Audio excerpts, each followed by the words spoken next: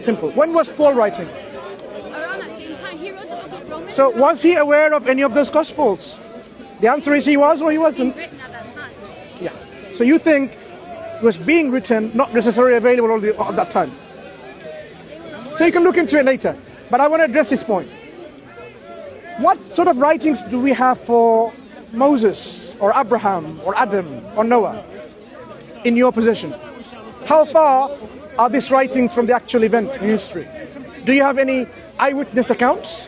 Do you have any contemporary witness accounts? Or do you have any accounts closer to the time? If I were to tell you the writings of the Old Testament, the 5 books of Moses, they are almost 1,100 years after when Moses is supposedly. How far is it? Roughly? When Moses was living, the prophet? 1300. So not 11, 12. Yeah. So we have this kind of disparity of the gap. But you still will accept it, even though it's so huge of a gap. If you're considering gap, let me give you even further. When was the flood compared to Moses? Long time. You don't have anything. So are we going to... Yeah, that's too far. Nothing. But you would still accept because the Old Testament says so. So we have to have a consistent standard in assessing and verifying historical, secular, religious books when it comes to time frame. We cannot have one standard for the Quran, like it was 600 years later, so how can he know the truth? Then you have 1,000-year gap.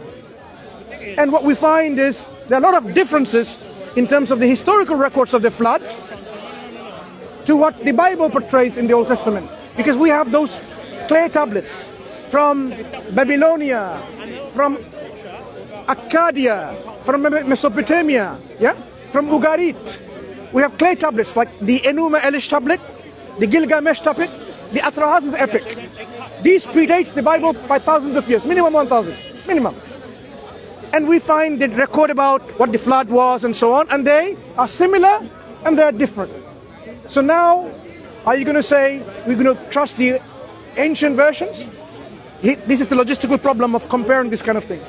So when we compare the individuals whose eyewitness, look, even if it was an eyewitness, I'm just granting you for the sake of argument rather than debating this issue. Their character integrity is in question. Do you know why I say that? Because when I look at Matthew, I initially see from the very beginning, he is distorting history. Alarm bell to me. Why is he changing history? Can you give an example of this, please? Yeah. First page. He says, these are the generations from Abraham to David, from David to the exile to Babylon, and from that to Jesus. 14 generations, all the generations are 14, another 14, and another 14. He doesn't say these are some of the generations. He says all the generations. So there are 42 generations from Abraham to Jesus. Is that historically true? It's not. He's making this up. You can check this from the Old Testament record. When you go there, like in 1 Chronicles chapter 3, and you can read the names of the people that he's listing, and you will find he's chopped off, removed several individuals. So, number one, he's distorting history by saying these are all the generations because there are more. But more interestingly, what is more fascinating in terms of establishing the character integrity or not of Matthew is what we find the people have removed. He removes, I'll give you one example and I'll let you talk. He removes an individual called Jehoiakim, who was the son of Josiah, and who was the fathers of Jeconiah and their brothers.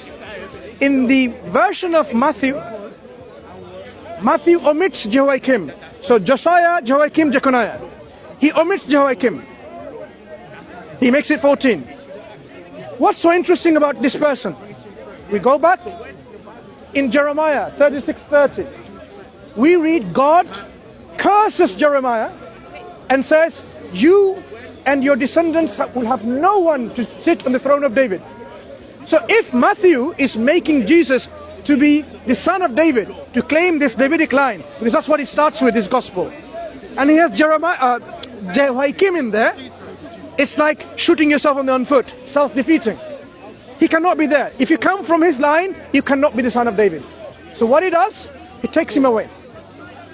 That shows not only an active distortion of history, but deliberate dishonesty.